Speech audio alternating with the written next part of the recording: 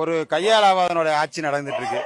ஒரு ஊனமுற்ற ஆட்சி நடக்குது. இவர் வெளிநாடு போய் 17,000 பேத்துக்கு வேலை கொடுக்கறாங்கிறாரு. இங்க தமிழ்நாட்டிலே 21 லட்சம் பேத்துக்கு வேலை வாய்ப்பு அரசாங்கத்துல இருக்குது. அதை நிவர்த்தி பண்ண மாட்டேங்கிறாரு. அரசு போக்குவரத்து கழகத்துல சிஎல் டிரைவர் வச்சு ஓட்டிட்டு இருக்கிறாரு. இது தேவையா அவருக்கு? சிஎல் 600 சம்பளத்துக்கு கொடுத்து அவன் என்ன பண்ணுவான்? 21,000 டிரைவர் கண்டக்டர் தேவை. அதெல்லாம் எடுக்க மாட்டாராம். இவர் வெளிநாட்டுல போய் 17,000 பேத்துக்கு வேலை கொடுக்கறானா?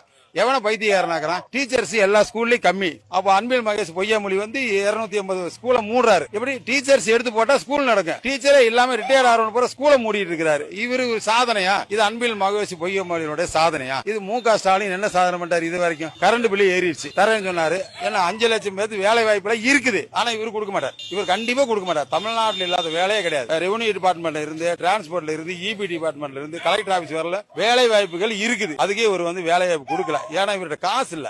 டாஸ்மார்க் ஒழிச்சா தாங்க எதையுமே பண்ண முடியும். ஆனா டாஸ்மார்க் ஒழிக்கலையே. இவர் டாஸ்மார்க் வச்சுதான் எங்க பொம்பளைகளுக்கு 1000 கொடுக்கிறார். இலவச பேருந்து கொடுக்கிறார். டாஸ்மார்க் இல்லைன்னா இலவச பஸ் ஓடாது. டாஸ்மார்க் இல்லைன்னா மகளிர் உரிமை தொகை கொடுக்க முடியாது.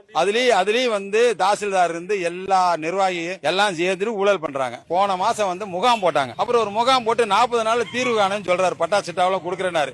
இன்னைக்கு 60 நாளாய் ஒரு தீர்வையும் காணோம். இதுதான் ஸ்டாலினுடைய உங்களில் ஒருவன் ஆட்சியா? ஓட்டு போடுறதுக்காக கேன்வாசிங். இதெல்லாம் என்ன நிர்வாகம்? போலீஸுக்கே பாதுகாப்பு இல்ல. பொதுமக்களுக்கு எப்படி இருக்கும்? ஆட்சி மாற்றம் கண்டிப்பா ஏற்படுத்தி தீரணும். பொதுமக்கள் சார்பா கேட்கறது ஆட்சி மாற்றம் ஏற்படுத்தி ஆகணும்.